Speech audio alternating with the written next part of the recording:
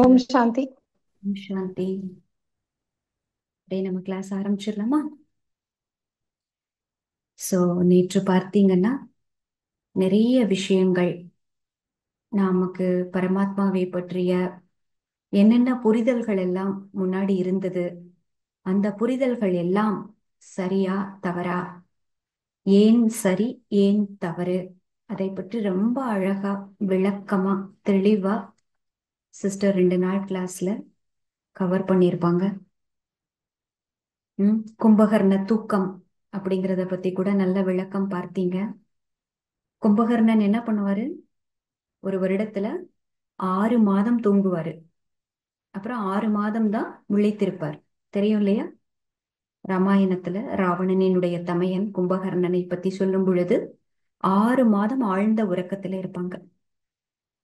அப்ப இந்த உலகத்துல பாத்தீங்கன்னா, இந்த மொத்த உலகத்தின் ஒரு கணக்கு அப்படின்னு எடுத்துட்டோம்னா, பாதி நேரம் அஞ்ஞான உறக்கம், பாதி நேரம் ஆன்மீக பிரகாசம். இதை பற்றி அடுத்து வரும் பாடங்கள்ல உங்களுக்கு விளக்கமா சொல்லப்படும். இப்போதைக்கு நீங்க என்ன புரிஞ்சுக்கணும்?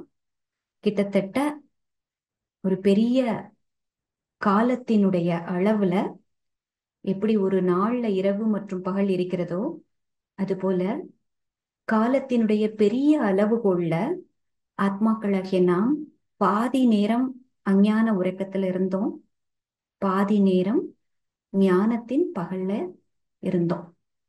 அது எப்படி என்ன அப்படிங்கிறத இனி வரும் கிளாஸ்கள்ல புரிஞ்சுக்குவீங்க. சோ இந்த 6 மாதம் கும்பகர்ணன் என்ன பண்றாரு? ஆழ்ந்த உறக்கத்துல இருக்கிறார்.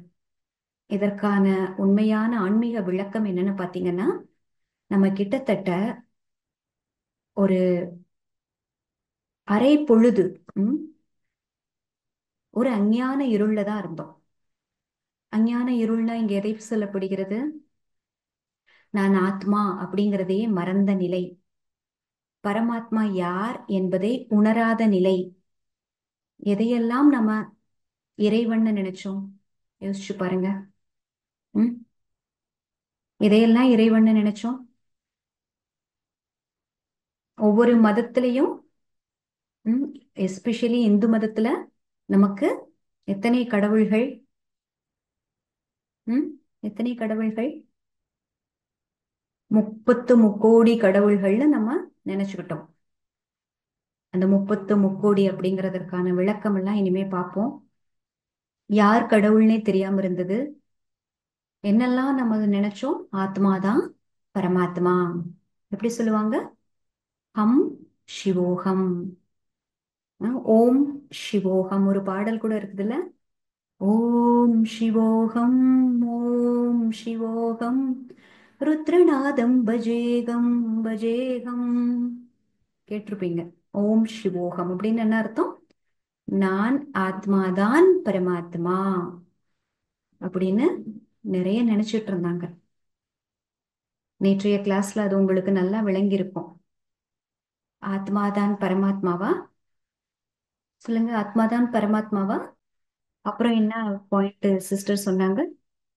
ஆத்மா பரமாத்மாவிலிருந்து பிரிந்து வந்த துண்டு. எப்படி நினைச்சிட்டாங்க? பரமாத்மாவிலிருந்து பிரிந்து வந்த துண்டு அப்படின்னு எல்லாம் நினைச்சாங்க. அப்புறம் இந்த சரீரத்தை விட்ட பிறகு நாம திரும்பவும் பரமாத்மாவுடன் ஐக்கியமாவது அப்படின்னா மோட்சம், பிறவா நிலை. எங்கிருந்து வந்தோமோ அங்கேயே இணைவது. அதுக்கு என்னெல்லாம் உதாரணம் சொன்னாங்க? நதியானது எப்படி கடல்ல சங்கமிக்குது? நதி கடல்ல சங்கமிச்ச பிறகு நதி இல்லாது போயிடுதுல, அப்படியெல்லாம் சொன்னாங்க. உம் அப்ப ஆத்மாவிலிருந்து பரமாத்மாவிலிருந்து பிரிந்து வந்த துண்டு எப்படி இருக்கணும்? ஒரு காந்தம் இருக்குப்பா, அந்த காந்தத்தை துண்டு துண்டா ஆக்குங்க. ஒவ்வொரு காந்தமும் துண்டு துண்டா ஆன காந்தமும் காந்தமா தானே இருக்கும். அப்ப பரமாத்மாவிலிருந்து பிரிந்து வந்த துண்டு அப்ப பரமாத்மாவா தானே இருக்கணும். அப்படி இல்லாம நாமெல்லாம் பாத்தீங்கன்னா ஈவன் பரமாத்மாவிலிருந்து பிரிந்து வந்த துண்டுன்னு கூட வச்சுக்கோங்க. அப்ப நம்ம எல்லாரும் ஒரே மாதிரி இருக்கணும்ல. இந்த உலகத்துல நம்ம எல்லாரும் ஒரே மாதிரி இருக்கிறோமா? இல்லையே. அப்புறம் எப்படி சொல்ல முடியும்? ஆத்மா பரமாத்மாவிலிருந்து பிரிந்து வந்த துண்டு அப்படின்னு இதையும் நல்லா சிஸ்டர் விளங்க வச்சாங்க. பரமாத்மா சர்வ வியாபி கிடையாது. உம் ஒரு அழகான ஒரு படம் இருந்தது இல்லையா? அங்க ஒவ்வொரு மனிதனும் எப்படிப்பட்ட கர்மங்கள்ல ஈடுபடுறான். இப்படிப்பட்ட கர்மங்கள்ல பரமாத்மா ஈடுபட முடியுமா? எங்கு தெய்வத்தின் சக்தி இருக்கிறதோ அங்கு எப்படி அசுர குணத்தினுடைய சக்தி மேலெழும்ப முடியும்? அப்புறம் எப்படி பரமாத்மா சர்வ வியாபின்னு சொல்ல முடியும்? அதையும் சிஸ்டர் போட்டு அழகா உடைச்சு புரிய வச்சாங்க இல்லையா? ஆத்மா பரமாத்மா சர்வ வியாபி இல்லதானே? இதை புரிஞ்சுக்கிட்டீங்க இல்லையா?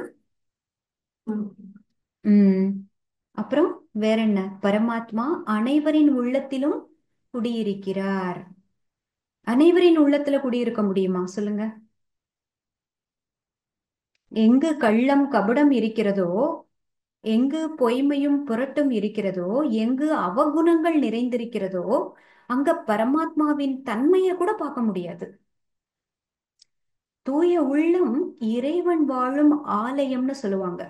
அப்படின்னா என்ன அர்த்தம்? நம்ம தூய்மையான உள்ளம் எப்படி இருக்குது அப்படின்னா இறைவனை பிரதிபலிக்கின்ற கண்ணாடி போல இருக்குது.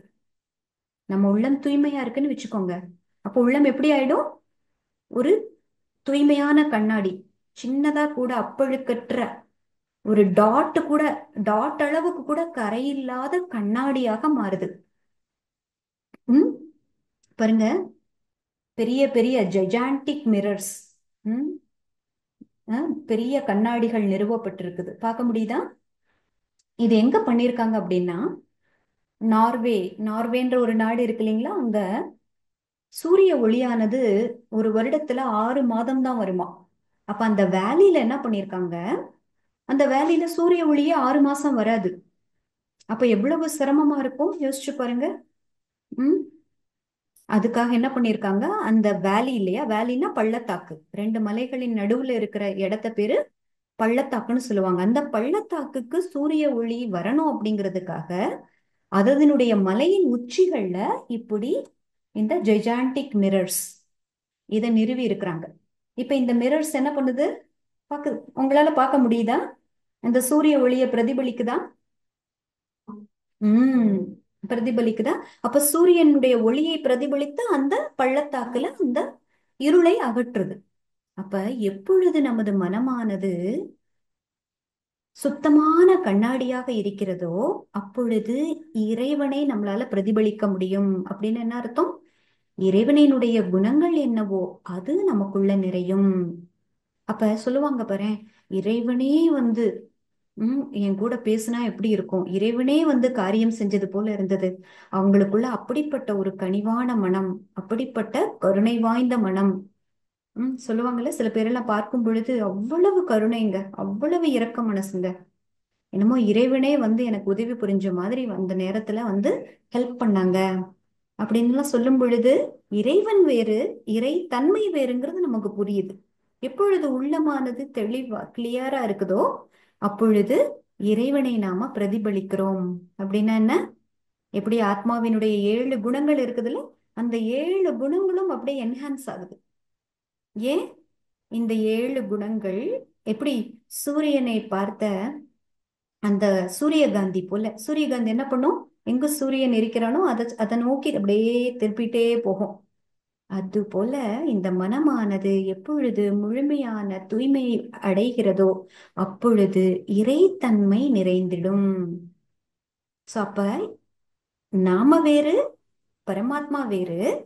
ஆனால் எப்பொழுது உள்ளம் தூய்மையாக இருக்கிறதோ அப்பொழுது இறைத்தன்மையை நாம இங்க கொண்டுட்டு வரலாம். நம்ம கூட ஒரு கிளாஸ்ல பார்த்தோம்ல, அந்த ஃப்ரீக்வன்சி டியூனிங் ஃபோர்க்கோட ஒரு எக்ஸ்பெரிமெண்ட் ஞாபகம் இருக்குதா? டியூனிங் ஃபோர்க்கோட எக்ஸ்பெரிமெண்ட், அந்த டியூனிங் ஃபோர்க்கோட ஃப்ரீக்வன்சி, அந்த அதிர்வலையானது என் இப்போ இன்னொரு டியூனிங் ஃபோர்க் இருக்கு, அதை நீங்க தட்டுறீங்க, அது ஒலிக்க ஆரம்பிக்குது, வைப்ரேட் பண்ண ஆரம்பிக்குது. இது உடனே வந்து இதுவும் அதிர ஆரம்பிக்குது. இதை வந்து தட்டல செய்யல, ஆனா ஆட்டோமேட்டிக்கா அதிர ஆரம்பிக்குது. அது போல நம்மளுடைய மனதை தூய்மையா வச்சுக்கிட்டாலே போதும். இறைவனினுடைய அனுக்கிரகம் கிடைச்சிரும், இறைவனுடைய அருள் கிடைச்சிரும், இறைவனினுடைய பாதுகாப்பு கிடைச்சிரும், இறைவனினுடைய குடைநிழல் கிடைச்சிரும். ஒரு பாடல் கூட இருக்குதுல்ல, பரமசிவன் கழுத்தில் இருந்து பாம்பு சொன்னது கேட்டது கருடா சௌக்கியமா. அஹ், இதுக்கு என்ன அர்த்தம்? இதுக்கு என்ன அர்த்தம்? யாரும் இருக்கும் இடத்தில் இருந்து கொண்டால் எல்லாம் சௌக்கியமே, கருடன் சொன்னது அதில் அர்த்தம் உள்ளது. எங்க நமக்கு முழுமையான பாதுகாப்பு அப்படின்னா பரமாத்மாவினுடைய குடை நிழல். பரமசிவன் கழுத்துல பாம்பு இருக்கும் பொழுது அந்த பாம்புக்கு சிவனே பாதுகாப்பாயிடுறாரு. அப்ப கருடன் அந்த பாம்பை கொத்துமா? முடியுமா? சொல்லுங்க. நீங்க பாம்பு சிவன் அப்படின்னு எடுத்துக்காதீங்க. இங்க என்ன புரிஞ்சுக்கணும்? எந்த இடத்துல இருக்கிறோமோ அந்த இடம் பாதுகாப்பாக இருக்கும் பொழுது மற்றவர்களினால் எதுவுமே செய்ய முடியாது. புரியுதுங்களா இந்த பாட்டோட அர்த்தம்? ம். அப்போ எப்பொழுது நம்மளுடைய உள்ளம் தூய்மையாக இருக்கிறதோ அப்பொழுது பரமாத்மாவின் துணை நமக்கு கிடைக்கிறது. அதுக்கு பேருதான் என்ன சொல்றாங்க? பரமாத்மாவினுடைய அருள் பெற்றவர்கள், அனுக்கிரகம் அடைந்தவர்கள் அப்படின்னு சொல்லுவாங்க. சோ அப்ப இதுல இருந்து என்ன தெரியுது? பரமாத்மா எல்லாருடைய உள்ளத்திலும் குடியெல்லாம் இருக்க மாட்டாரு. உள்ளம் தூய்மையாக இருந்தால் அவருடைய குணங்களை, சக்திகளை நம்மளால பிரதிபலிக்க முடியும். ம். அப்புறம் இன்னும் சில பேர் என்ன நினைக்கிறாங்க? என்ன நினைக்கிறாங்க அப்படின்னா, பரமாத்மான்னு ஒண்ணு கிடையவே கிடையாதுங்க. எங்க காட்டுங்க பார்க்கலாம். ம். எவ்வளோ ஆத்மா பாடத்திலிருந்தே நம்ம இந்த விஷயத்த நல்லா புரிய வச்சுட்டோம். ஆத்மாவையே பார்க்க முடியாது. ஆத்மாவை பார்க்க முடியுமா? ஆனா ஆத்மாதான் இந்த சரீரத்தை இயக்குகின்ற சக்தி அப்படிங்கிறத நம்ம எவ்வளவு தெளிவா புரிஞ்சுக்கிட்டோம். ஆத்மாவும் பரமாத்மாவும் என்ன ஸ்தூலமான பொருள்களா? கண்ணால பார்த்து காமிக்கிறதுக்கு, இல்ல தொட்டு உணர்வதற்கு, இல்ல வாயில போட்டு சுவைக்கிறதுக்கு? அப்ப இப்படி சொல்றதுமே ஒரு என்ன சொல்றது, அறியாமைன்னு தான் சொல்ல முடியும். பரமாத்மாவை எப்படி உணர்வது அப்படின்னா, எப்பொழுது உள்ளமானது நான், எனது, அகங்காரம், மமகாரம்னு சொல்லுவாங்க. நான்னா அகங்காரம். என்னெல்லாம் அகங்காரம் இருந்தது நமக்கு? அகங்காரம்னா என்ன? ஃபால்ஸ் ஐடென்டிட்டி, பொய்யான அடையாளம். நான் தேகம்னு வந்தாச்சுனாலே தேகத்திற்கான எல்லா அடையாளங்களும் ஆரம்பிக்குதா? என்னெல்லாம் அடையாளப்படுத்தணும் நம்மள? நம்ம இன்னார் இன்னார்னு எப்படியெல்லாம் அடையாளப்படுத்திக்கிட்டு இருந்தோம்? அந்த ஐடென்டிட்டியில ஏதாவது சின்னதா ஒரு குற்றம் குறை வந்துருச்சு, அந்த ஐடென்டிட்டிக்கு பங்கம் ஏற்படுவது போல ஏதாவது ஒரு விஷயம் நடந்துச்சுன்னா நம்ம அப்படியே காணோமா? ஆனோமா இல்லையா? ஆனோமா இல்லையா? இப்ப கூட ஆகும். முழுமையா அதுல இருந்து விடுபடுவோம்னு சொல்ல முடியாது. ம். இப்பவும் கூட நடக்குது. ஆனா இப்ப ஞானம் வந்துருச்சு. நம்மளால அத பகுத்தறிந்து பார்க்க முடியுது. ஆ, எதுக்கு நான் இதுக்கு போய் நான் இவ்வளவு ஷேக்காரன்? ம். ம். கரெக்டா? ம். சோ அப்ப பரமாத்மா அப்படின்னு ஒருத்தர் இல்லவே இல்லைன்னெல்லாம் யாரு சொன்னாலும் நம்ம சொல்ல முடியும். ம். 5 தத்துவங்கள் வேறு, சைத்தன்யமான விஷயம்ங்கிறது வேறு, பிசிக்கல் வேறு, மெட்டாபிசிக்கல் என்பது வேறு. பிசிக்கல் அப்படிங்கிறத நீங்க அறிவியல் மூலமாக என்ன பண்ணலாம்? ஆராய்ச்சி செய்து லேப்ல எக்ஸ்பெரிமெண்ட் பண்ணி அதனுடைய வேதியியல் குணங்கள் என்ன, இயற்பியல் குணங்கள் என்ன அப்படிங்கறது பகுத்தறிஞ்சு விடை சொல்லலாம், ரிப்போர்ட் எழுதலாம் இல்லையா? ஆனா இது ஆத்மாவும் சரி பரமாத்மாவும் சரி மெட்டாபிசிக்கல், சைத்தன்யமானது. அதை நம்ம தெய்வீக புத்தி கொண்டுதான் அதை புரிஞ்சுக்க முடியும். கரெக்டா? அதுக்கப்புறம் என்னெல்லாம் நினைச்சோம்? என்னுடைய இஷ்ட தெய்வம் இவர்தான் எனக்கு எல்லாமே. ம்.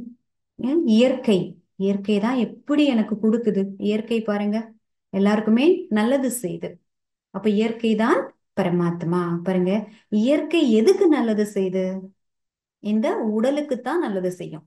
இயற்கையிலிருந்து வருகின்ற பொருட்கள், அது காய்கறி ஆகட்டும், பழமா இருக்கட்டும், என்ன விதமான விஷயங்களாக இருக்கட்டும், அது எதை பாலனை பண்ணுது, எதை சஸ்டெயின் பண்ணுது? இந்த உடலால தான், உடலை தான் சஸ்டெயின் பண்ணும். இயற்கை மூலமாக நம்ம மனது குழப்பமெல்லாம் இல்லாம போயிடுமா? நம்ம மனதுல தெளிவு வருமா? சக்தி வருமா? சொல்லுங்க.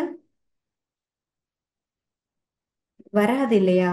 அப்ப எப்ப நம்ம தேக உணர்வுல இருந்தோமோ அப்ப அந்த தேக உணர்வின் ஆதாரத்துல நிறைய விஷயங்களை இதுதான் கடவுள், இதுதான் கடவுள்னு நம்ம நினைச்சுக்கிட்டோம்.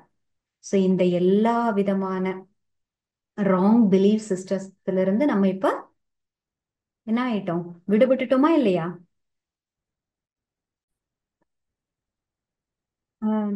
ஸ்கிரீன் பார்க்கலாம், உங்களுக்கும் ஷேர் பண்ணியிருக்கிறேன். இப்ப நிராகார பரமாத்மாவும் அவருடைய திவ்ய குணங்களும். இந்த பிக்சரை பார்க்க முடியுதுங்களா? இதுல பாருங்க,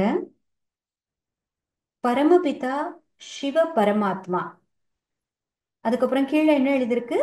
கீதா ஞானம் அளிப்பவர். சோ இந்த பாயிண்ட எப்படி கீதா ஞானம் அளிப்பவர் அப்படிங்கிறத கடைசியா பார்க்கலாம். ஏன்னா சென்டர்ல இருந்து நம்ம இப்போ அப்படியே வரலாம். இங்க அழிவற்றவர் பரமாத்மா என்னைக்காவது அழிவாரா? அழிவற்றவர். என்றென்றைக்கும் பரமாத்மா இருக்குது, ஆத்மாக்களும் இருக்குது, பரமாத்மாவும் இருக்குது. நம்ம என்னைக்காவது இல்லாம போவோமா? இந்த சரீரம் தான் இல்லாம போகும். ஆத்மாக்களாகிய நாம என்றென்றைக்கும் இருப்போம்ல? இருப்போமா இருக்க மாட்டோமா? அதற்கு பேர் என்ன சொல்றாங்க? அனாதி, அவினாஷி. அவினாஷி அப்படின்னா இந்த வார்த்தையை நோட் பண்ணிக்கோங்க. இந்த வார்த்தையை அடிக்கடி நம்ம பிற்காலத்திலையும் யூஸ் பண்ணுவோம். அவினாஷி அப்படின்னா அழிவில்லாதவர். அனாதி அப்படின்னா முதலும் முடிவும் இல்லாதவர். நம்ம அனாதியா அவினாஷியா இருந்தோம் அப்படின்னா இன்னைக்குதான் நாம தோன்றணும், இன்னைக்குதான் முடிவோம் அப்படின்னு கிடையாது. ஆதி அந்தம்னு சொல்றோங்கல்ல, அப்படி முதல் முடிவு அப்படின்னு ஒண்ணு கிடையாது. எதுக்கு கிடையாது? ஆத்மாக்களுக்கும் கிடையாது, பரமாத்மாவுக்கும் கிடையாது. புரியுதா இந்த பாயிண்ட்? இல்ல இதுல ஏதாவது சந்தேகம் இருக்குதா? ஒரு விஷயம் இந்த ஆன்மீக ஞானத்துல நீங்க புரிஞ்சுக்க வேண்டியது, இந்த உலகத்துல ஆத்மா, பரமாத்மா, அப்புறம் இந்த இயற்கை, இது மூணும் இல்லாத ஒரு காலம்ங்கிறதே கிடையாது. ஓகேயா? ஆற்றலை ஆக்கவோ அழிக்கவோ முடியாது. எப்படி law of thermodynamics, law of எனர்ஜின்னு இருக்குது இல்லைங்களா? ஆற்றலினுடைய விதி இருக்குது இல்லைங்களா? அது என்ன சொல்லுது? ஆற்றலை ஆக்கவோ அழிக்கவோ முடியாது. ஒரு வகை ஆற்றல் இன்னொரு வகையான ஆற்றலாக மாற்றம் அடையும். இதுதான் சயின்ஸினுடைய லா, ஆற்றல் பத்தி. இங்க ஆன்மீகத்தினுடைய ஆத்மா என்கின்ற நான் ஆற்றல், என்னை யாரும் படைக்கல, என்னை யாரும் அழிக்கவும் முடியாது. என்னை யாராவது படைச்சாங்களா சொல்லுங்க? யாராவது படைச்சாங்களா? இந்த பாயிண்ட் தெரியுதா இல்லையா? புரியுதா இல்லைங்களா? இறைவன் என்ன படைச்சாரா அப்படின்னு நினைச்சிட்டு இருக்கோமா? இல் நினைச்சீங்கன்னா சொல்லிடுங்க, அது இன்னும் கொஞ்சம் விளக்கமா நான் சொல்லுவேன். ஆத்மாவும் அழிவில்லாதவர், பரமாத்மாவும் அழிவில்லாதவர். இந்த விஷயம் புரியுதுங்களா? அனாதி புரிஞ்சிருச்சா? அனாதினா என்ன? ஆதியும் அந்தமும் இல்லாத. அப்ப அவர் எதை படைக்கிறார்? ஆத்மாக்கள் தன்னுடைய சக்தியை இழந்து அவகுணங்களின் வசப்பட்டு அதாவது விக்கர்மங்கள் செய்து ஆத்மா துன்பம் அடையும் பொழுது என்ன பண்றாரு? அந்த ஆத்மாக்குள்ள இருக்கின்ற அதர்மத்தை அழித்து தர்மத்தை படைக்கிறார். படைப்புங்கிறது அதுதான். உம் அப்ப அவரும் அழிவற்றவர், ஆத்மாக்களாகிய நாமளும் அழிவற்றவர்கள். சோ படைப்புங்கிறது புரிஞ்சிருச்சு. அப்ப நம்ம ஆத்மாக்கள் சதா சர்வ காலமும் இருக்கிறோம். ஆனா ஆத்ம சக்தி பரிபூர்ணமாக இருந்த காலம், ஒரு காலம் இருந்திருக்கும். ஆத்ம சக்தி கொஞ்சம் கொஞ்சமா குறைந்து இப்ப கலியுகத்தின் இறுதியில எப்படி ஆயிடுச்சு? மூணாம் பிறை போல ஒரு கீற்று தான் தெரியுது. அதனாலதான் அந்த கீற்றுக்கு கூட இப்ப மகிமை பாடுறாங்க. அந்த கீற்றை பாருங்க அப்படிங்கிறாங்க. அப்ப நமக்கு ஓ இவ்வளவுதான் ஒளி இருக்குது, இனி நான் எப்படி பௌர்ணமியாக இருந்தேன். சிவனுடைய ஒரு விஷயம் அதுக்கு இதோட இணைக்கப்பட்டது. பக்தியில சொல்லுவாங்க மூன்றாம் பிறை பார்க்கணும், ஏதோ சொல்லுவாங்க, எனக்கு சரியா தெரியல. அந்த மூன்றாம் பிறை பார்த்தால் நல்லது அப்படின்னா உண்மையிலேயே நான் இப்பொழுது என்னவாக ஆகிவிட்டேன் அப்படின்ற ஒரு விழிப்புணர்வாக இதை பார்க்கணும் ஆன்மீகத்துல பாத்தீங்கன்னா. ம் இனிமே அடுத்து பாத்தீங்கன்னா இனி அமாவாசை ஆயிடும். அடுத்து 2 நாள் போச்சுன்னா என்ன ஆயிடும்? முழுமையா தேய்ந்து அமாவாசை ஆயிடுமா? சந்திரன் இல்லாமல் போயிடுமா? அப்ப இது விழிக்க வேண்டிய காலம். ஆத்ம ஜோதியை அணைய விடக்கூடாது. அப்ப சிவன் வருவதே எப்ப வராரு? ஆத்ம ஜோதி இனி கொஞ்சம் மட்டும் அணைஞ்சிரும். அந்த நேரத்துல திரும்பவும் என்ன பண்றாரு? அந்த திரிய நல்லா திரிச்சு விட்டு ஞான நெய்யை ஊத்தி ஆத்மா தீபத்தை பிரகாசமா சுடர் விட்டு எரிய வைக்கிறார். கரெக்டா? கரெக்டா இல்லையா? ஆத்மா சரீரம் விட்ட பிறகு கூட 12 நாள் அந்த தீபத்தை வச்சிருப்பாங்க, விளக்கேத்தி வைப்பாங்க. இதெல்லாம் எதனுடைய நினைவார்த்தம் பாருங்க? நம்ம ஆத்மாக்கள் அப்படிங்கறதனுடைய நினைவார்த்தம். அப்ப இந்த ஆத்ம ஜோதியை எப்பொழுதுமே நாம அணைய விடக்கூடாது. அது அணையாமல் தடுப்பதற்காக திரும்பவும் ஆத்ம ஜோதி சதா சர்வ காலமும் பிரகாசமாக எரிய வைப்பதற்காகத்தான் பரமாத்மா வரார். ஓகேயா? அடுத்து சத்கதி அளிப்பவர். சத்கதினா என்ன அர்த்தம்? சத்தியமான உம் சத்தியமான பாதை. சத்கதி அப்படின்னா சத்தியமான பாதை. இங்க இன்னொரு அர்த்தமும் இருக்குது. சத்கதி அப்படின்னா ஜீவன் முக்தின்னு அர்த்தம். எப்பொழுது ஆத்மாக்கள் சம்பூர்ண தூய்மை ஆகிறாங்களோ அப்பொழுது இந்த உலகத்துல வாழ்ந்தாலும் அவர்கள் எந்த துக்கமும் பட மாட்டாங்க. அதுக்கு பேரு தான் சத்கதி. இப்ப பாருங்க, நமக்கு உடல்ல நோவு வருது இல்ல? எவ்வளவு நோவு வருது. கை கால் வலிக்குது, தலை வலிக்குது, ஏதாவது தடுமும் பிடிக்குது, ஃபீவர் வருது, பல்வலி வருது. உம் ஆனா ஒரு காலம் எப்படிப்பட்ட காலமாக இருந்தது என்றால் நரை திரை பிணி மூப்பு இது இல்லாத காலமாக இருந்தது.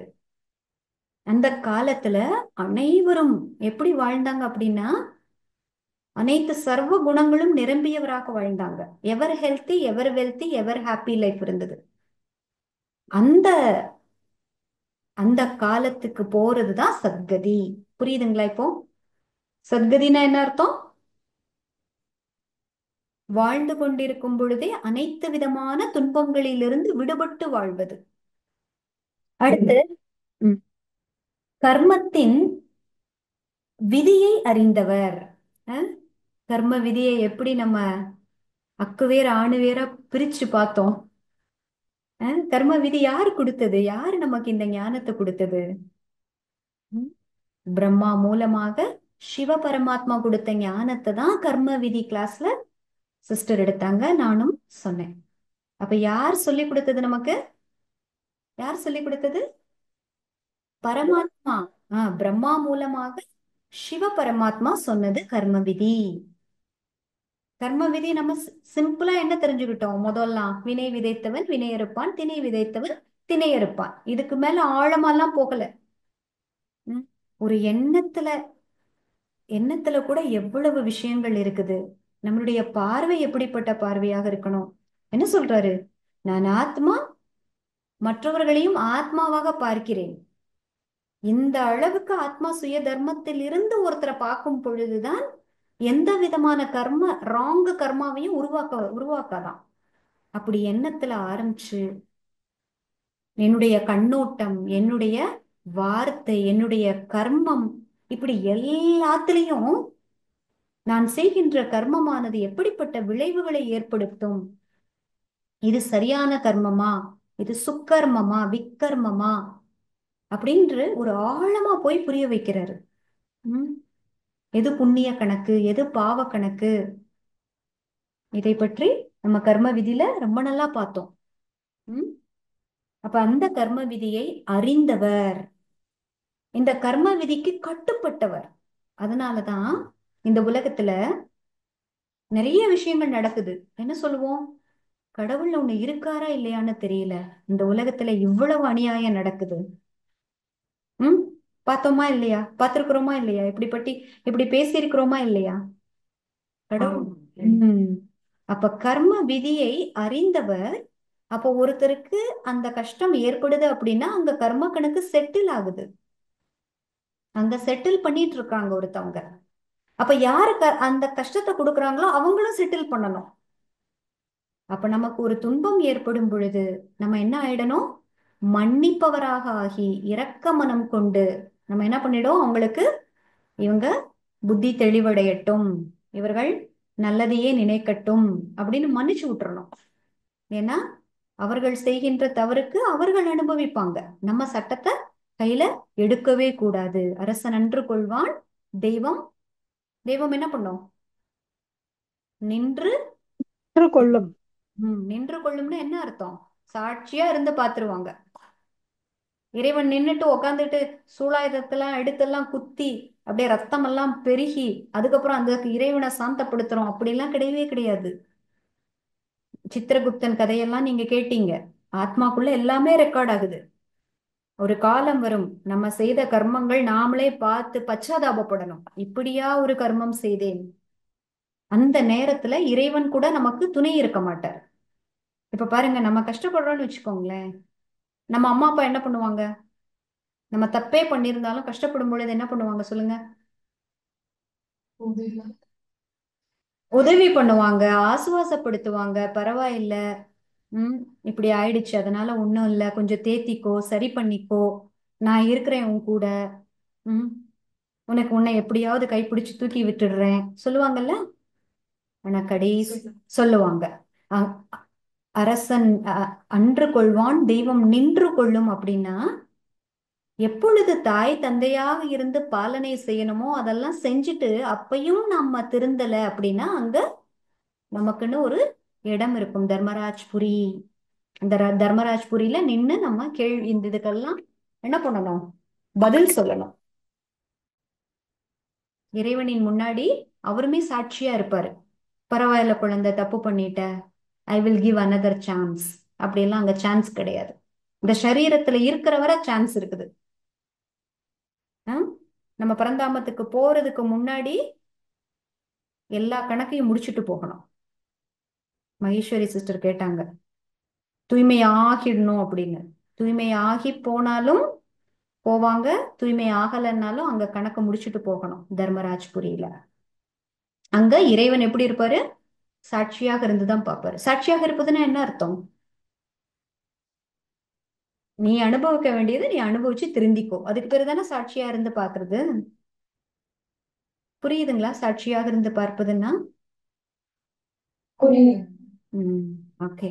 அப்ப கர்ம விதியை அறிந்தவர், கர்ம விதிகளுக்கு கட்டுப்பட்டவர்.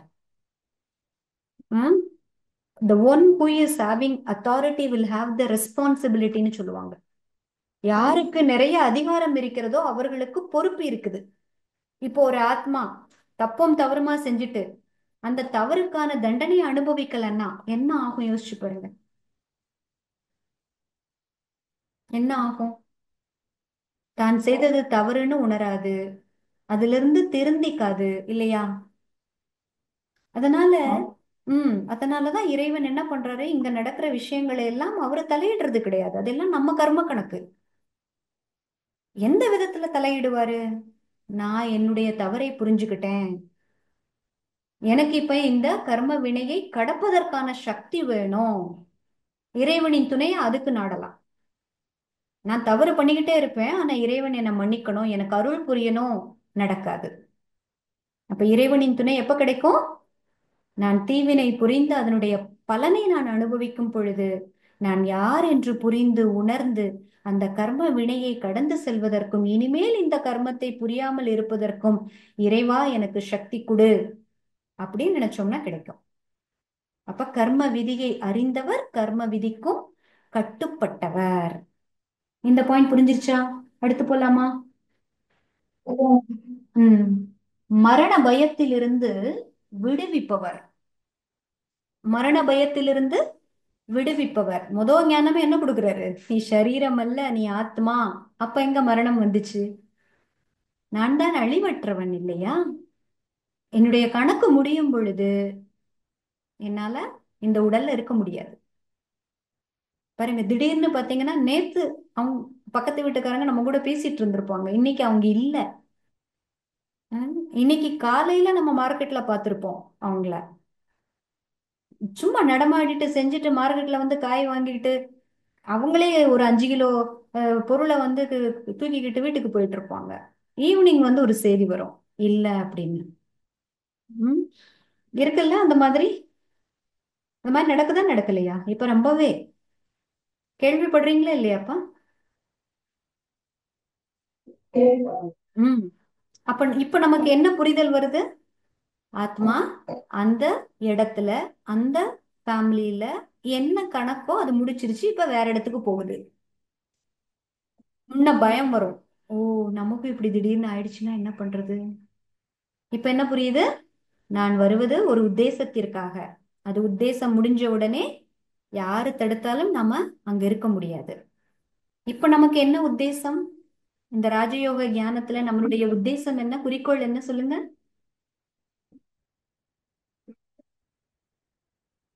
அதாவது ஆத்மா கம்ப்ளீட்டா தூய்மையாகணும், இல்லையா? ம். பரந்தாமத்துக்கு பரந்தாமத்துக்கு போகணும். இறைவனோட ஐக்கியமாக முடியாதுப்பா. இறைவன் இருக்கின்ற இடத்திற்கு போகணும். முக்தி, ஜீவன் முக்தி. எல்லா மதங்களும் என்ன, எதற்காக அப்படின்ற ஒரு கொள்கையை பரப்புது அப்படின்னா, நம்முடைய வாழ்க்கையினுடைய லட்சியம் என்ன, வாழ்வதற்கான பொருள் என்ன அப்படின்னா முக்தி, ஜீவன் முக்தி அடையணும் அப்படிங்கறது தான் சொல்றாங்க. முக்திங்கிறது நம்ம பரந்தாம வீட்டிற்கு போவது. ஜீவன் முக்தி அப்படிங்கிறது அந்த சத்தியுகத்துக்கு வருவது. சத்தியுகம் எப்படிப்பட்ட யுகம்? எவர் ஹெல்த்தி, எவர் வெல்த்தி, எவர் ஹாப்பி லைஃப். அதை பத்தி நம்ம விஸ்தாரமா பார்ப்போம். சத்தியுகத்தினுடைய விஷயங்கள் என்ன, அங்க எப்படி வாழ்க்கை இருக்கும், அதை பத்தி எல்லாம் நம்ம வரும் கிளாஸ்கள்ல பார்க்கலாம். ஓகேங்களா? நமக்கு நம்மளுடைய மொத்த வாழ்க்கைய பாத்தீங்கன்னா, ஆத்மா வந்து எத்தனையோ ஜென்மங்கள் எடுக்குது பாருங்க. அதுல எப்பயுமே பாதி சந்தோஷம் பாதி துக்கம். மினிமம் மினிமம் அட்டர் மினிமம்ங்கிறது பாதி சந்தோஷம் கிடைச்சிரும் நமக்கு. ஓகேங்களா? அது எப்படி என்ன அப்படிங்கறதெல்லாம் பார்க்கலாம். அதற்காகத்தான் நம்ம, அதுதான் நம்மளுடைய உத்தேசம். நம்ம எதற்கு இந்த ராஜயோக ஞானம் படிக்கிறோம்? மனிதனா இப்ப எதுக்கு பிறந்திருக்கிறோம்? இந்த ஜனன மரண சக்கரத்துல வந்து கடைசியில இறைவன் ஏன் வர்றாரு, எதை உணர்த்துவதற்காக வர்றாரு, எதற்காக நம்மளை தயார் பண்ணிட்டு இருக்காரு அப்படின்னா முக்தி, ஜீவன் முக்தி அடைவதற்கு. அப்ப நான் ஆத்மா அப்படின்ற உணர்வு வந்த உடனே நமக்கு மரண பயம் இல்லை. இது இந்த சரீரம்ங்கிறது ஒரு ஆடை அப்படின்ற உணர்வுல வந்துடுறோம். அடுத்து என்ன சொல்றாரு? பாவங்களிலிருந்து தூய்மைப்படுத்துபவர். ம். பாவங்களிலிருந்து தூய்மைப்படுத்துபவர். பாவம்னா என்ன, எப்படி தூய்மைப்படுத்துறாரு? பாவம்னா என்ன, எப்படி நம்மளை தூய்மைப்படுத்துறாரு சொல்லுங்க பார்க்கலாம்.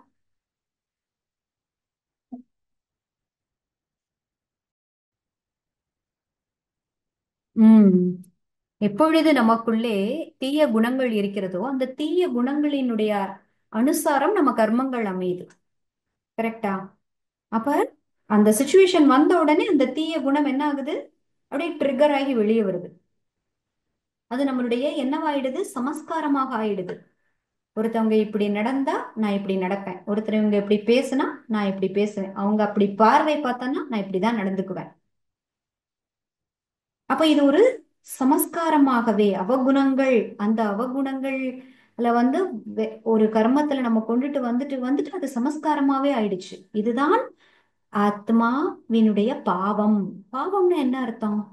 ஆத்ம உணர்வை இழந்து இருக்கிறது தான் பாவம். ஆத்ம உணர்வுல இருப்பது தான் புண்ணியம், சுக்கர்மம். புண்ணியம்னா என்ன அர்த்தம்? நம்ம நல்லது சேர்க்கிறோம். நல்லது எப்ப சேர்ப்போம்? ஆத்மால சக்தி சேர்க்கிறது, நல்லது சேர்க்கிறது, இல்லையா? இப்ப பாவங்களில் இருந்து நம்மளை தூய்மைப்படுத்துறது ஆத்மான்ற ஞானத்தை கொடுக்கிறாரு. நீங்கள் எல்லா கர்மம் செய்யும் பொழுதும் எந்த கர்மத்திலும், அதாவது இந்த விகாரத்தை கொண்டுட்டு வரக்கூடாது. எண்ணம் அளவுல கூட நீங்க அவகுணங்களை எடுத்துட்டு வரக்கூடாது, எதிர்மறையா நினைக்க கூடாது, வீணான விஷயங்களை நினைக்க கூடாது. அவ்வளவு சுத்தமா நம்மளை ஆக்குறாரு. அப்ப பாவங்களிலிருந்து தூய்மைப்படுத்துகிறார். அப்புறம் நரனிலிருந்து நாராயணன் ஆக்குகிறார். சிஸ்டர் இத பத்தி சொன்னாங்க இல்லையா? நரன்கிறது யாரு, நாராயணன்கிறது யாருப்பா? ம். பார்க்கடல்ல அந்த படுக்கையில படுத்துட்டு இருக்கிறாரு இல்லையா அவரை தானே நாராயணன்னு காமிக்கிறாங்க. அவர் யாரு? வைகுந்தத்திற்கு அதிபதி. பரமாத்மா வைகுந்தத்திற்கு அதிபதி. பரமாத்மா எங்க இருக்கிறாரு? பரமாத்மா சிவன் எங்க இருக்கிறாரு? அவருடைய வாசஸ்தலம் எது? ம் பரந்தாமம். பரந்தாமத்துல தானே அவர் இருக்கிறாரு. அவர் ஆத்மாவாகத்தானே இருக்கிறாரு. அவருக்கு சரீரமே இல்லையே. நாராயணனுக்கு சரீரம் இருக்குதே. அப்ப நாமள, அதாவது மனிதனாக இருக்கின்ற நம்மள என்ன ஆக்குறாரு? வைகுந்தத்திற்கு தகுதியானவர்களாக ஆக்குறாரு. புரியுதுங்களா? அதான் நரனிலிருந்து நாராயணன் ஆக்குவது. நரனிலிருந்து நாராயணன் ஆக்குவதுன்னா அந்த சாக்ஷாத் நாராயணனாகவே ஆக்குவது. அது எப்படின்னு நம்ம பார்க்கலாம். நாராயணன்ங்கிறது யாரு? 16 கலைகள் நிரம்பிய ஒரு ஸ்லைடே போட்டு காமிச்சாங்கல்ல சிஸ்டர். 16 கலைகள் பொருந்திய சம்பன்ன சம்பூர்ண தேவதைகளினுடைய மகிமை பாடப்பட்டது இல்லையா? அனைத்து குணங்களும் நிறைந்த, அனைத்து சக்திகளும் நிறைந்த, ம் எந்த விதமான விகாரமும் இல்லாத சம்பூர்ண நிர்விகாரி, அதுதான் தேவதை. இந்த தேவதையில நம்பர் 1 தேவதை யாரு? நாராயணன். அப்ப இறைவன் வந்தாருன்னா அப்படிப்பட்ட தேவதையாக ஆக்குவதற்கான படிப்பை படிப்பதற்காக, அந்த வைகுந்தத்தை ஸ்தாபனை செய்வதற்காக, அந்த வைகுந்தத்திற்கு தகுதியானவர்களாக நம்மளை ஆக்குவதற்காக வராரு. கிளியரா இந்த பாயிண்ட்? ம் ஓகே. அடுத்து சுகம் துக்கத்திற்கு அப்பாற்பட்டவர். சுகம் துக்கத்திற்கு அப்பாற்பட்டவர். இது எப்படி உங்களுக்கு புரியுது? சுகம் துக்கம், அவர் இருப்பதே சுகக்கடலாக. இப்ப நமக்கு ஒரு காரியத்தை செய்யும் பொழுது, ஒரு விஷயத்தை அனுபவிக்கும் பொழுது சுகம்ங்கிறது நம்ம அனுபவம் செய்றோம். யாராவது ஏதாவது நிந்தனை செய்தால், நமக்கு ஏதாவது தீயது வந்தா துக்கம் வருது. அவர் இருப்பதே எப்படி? நிராகாரர். சுகக்கடலாக இருக்கிறார். அவர் நிராகாரர். அப்ப அவருக்கு சுகம் துக்கம் அப்படின்லாம் கிடையாது. அவர் ஞானக்கடலாக இருக்கிறார். இப்போ உதாரணத்துக்கு நமக்கு குழந்தைங்க இருக்கிறாங்க, இல்ல நம்ம உற்றார் உறவினர்கள் இருக்கிறாங்க, இல்ல நமக்கு கணவன் மனைவி இருக்கிறாங்க. அவர்களுக்கு ஏதாவது தீமை வரும் பொழுது, கஷ்டம் வரும் பொழுது நம்மளும் துக்கப்படுறோம். இது கூட ஒரு அறியாமை தானே. பரமாத்மா ஞான பரமாத்மா ஞானக்கடலாக இருக்கிறார். அவருடைய குழந்தைகள் தான் நம்ம. குழந்தைகளாகிய நம்ம மீது எல்லையற்ற அன்பை வச்சிருக்கிறார். ஆனா நம்ம விகாரம் செய்து, விகாரத்துல விக்கர்மம் செய்யும் பொழுது, நம்ம துன்பப்படும் பொழுது அவர் துக்கம் அடைவாரா? அவர் துக்கம் அடைவாரா? அடைய மாட்டாரு. ஏன்னா அவருக்கு தெரியும், அவருக்கு இந்த துக்கம் கூட இந்த ஆத்மாவினுடைய கர்ம கணக்க முடிப்பதற்காக. இந்த தண்டனையை பெறவில்லை, இந்த துக்கத்தை பெறவில்லை என்றால் ஆத்மா திரும்பவும் சத்தோ பிரதானமாக தூய்மையாக ஆக முடியாது, ஆகாது. கர்ம விதியை அறிந்தவர் என்ன பண்ணுவாங்க? துக்கம், தன்னை சார்ந்தவர்கள் துக்கப்பட்டாலும் கூட சரி அப்படியாவது திருந்தட்டும் அப்படிதானே சொல்லுவாங்க. நம்ம பிள்ளைங்களே, நம்ம கொஞ்சம் மெச்சூர்டா இருந்தோம்னு வச்சுக்கோங்களேன், நம்ம சொல்றத பிள்ளைங்க கேட்கல, அப்ப அவங்க கேட்காது ஒரு கஷ்டப்படுறாங்க. அப்ப நம்ம எப்படி சொல்லுவோம்? அப்படியாவது திருந்தட்டும் சொல்லுவோமா சொல்ல மாட்டோமா? பட்டு திருந்தட்டும் சொல்லுவோம்ல. அப்ப அவர் எப்படி இருக்கிறாரு? அவரு ஞான கடலாக இருக்கிறார். அவருக்கு கர்ம விதியை தெரியும். அப்ப நம்ம நம்ம துன்பப்பட்டாலும் அது நமக்கு நன்மையை தான் செய்கிறதுங்கிறது தெரிஞ்சதுனால அவர் சுகம் துக்கத்திற்கு அப்பாற்பட்டவர் எல்லா விதத்திலையும். ஓகேங்களா? உடலும் இல்லை, உடல் இருந்தாதான் அந்த உடல்ல சுகம் துக்கம்னு பார்க்க முடியும். இவர் இருப்பதே சுகக்கடலாக. இல்ல நம்ம சேர்ந்தவர்கள், அவங்க மேல ஒரு பற்று இருந்தாலும் துக்கம் வரும். இவர் எல்லையில்லாத தந்தையாக இருக்கிறார், எல்லா ஆத்மாக்களுக்கும் தந்தையாக இருக்கிறார். எல்லாரும் தன்னுடைய குழந்தைகள் தான். ஆனாலும் அந்த குழந்தைகள் சுக துக்கத்துல வந்தாலும் அது இவருடைய சுக துக்கத்துல இம்பாக்ட் கொடுக்காது. ஓகேங்களா? அப்படின்னு என்ன அர்த்தம்? அவருக்கு உணர்வுகளே இல்லையா அப்படின்னு கிடையாது. அவரு ஞானத்தை சொல்லி நம்ம நல்லா முன்னேறணும், சத்தியுகத்திற்கு போறோம் அப்படின்னா அது ஒரு சந்தோஷம்தான். அது தந்தையாக அஸ் அ ஃபாதர் அவர் நம்மளுடைய முன்னேற்றத்தை பார்த்து சந்தோஷப்படுவார். அதற்காக அவருக்கு துக்கம்லாம் வரும்னு சொல்ல முடியாது. புரியுதுங்களா? அந்த டிட்டாச்சு ஸ்டேட் ஆஃப் மைண்ட்ல எல்லா விஷயத்தையும் தெளிவா பார்க்கும் பொழுது மற்றவர்கள் என்ன கோத்ரூ பண்றாங்களோ அதை நம்மள பாதிக்காது. அதுக்கு பின்னாடி இருக்கிற நன்மை தெரியும் பொழுது நம்ம டிட்டாச்சா இருக்க முடியும். விலகி இருக்க முடியுமா முடியாதா சொல்லுங்க? அப்ப அவர் எல்லையற்ற தந்தை, அவருக்கு எல்லையற்ற குழந்தைகள். கர்ம விதியின் அனுசாரம் குழந்தைகளுக்கு நன்மையே நடக்கிறது. அப்ப அவர் சொல்கின்ற ஞானத்தை படி நம்ம வாழ்க்கையை திருத்திக்கிட்டோம்னா அதுதான் அதற்கு தான் வர்றாரு. சோ அந்த ரீதியில அவரு சந்தோஷமும் படுவாரு.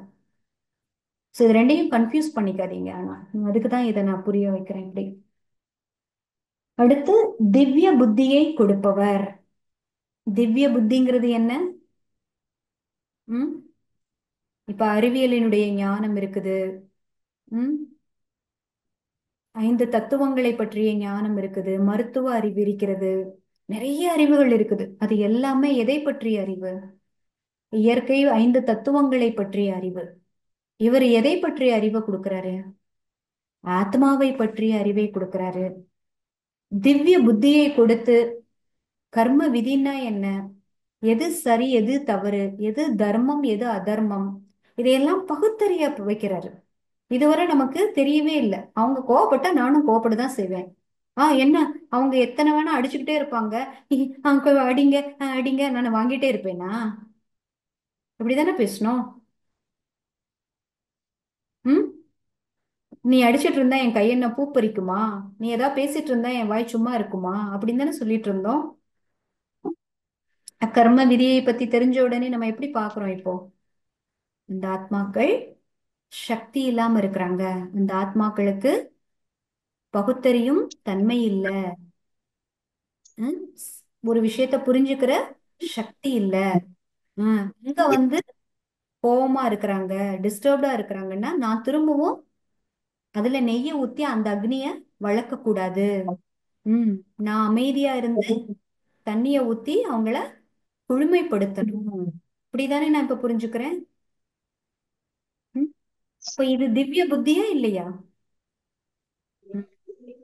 திவ்ய புத்தியை கொடுப்பவர் ஆத்மா அப்படின்ற ஞானம் கிடைச்சாலே திவ்ய புத்தி நமக்கு வந்துருது. இதனுடைய அடிப்படையில தான் நம்மளுடைய கர்மங்களும் அமைகிறது. ஓகே, மீதிய நாளைக்கு பார்க்கலாம். சாந்தி.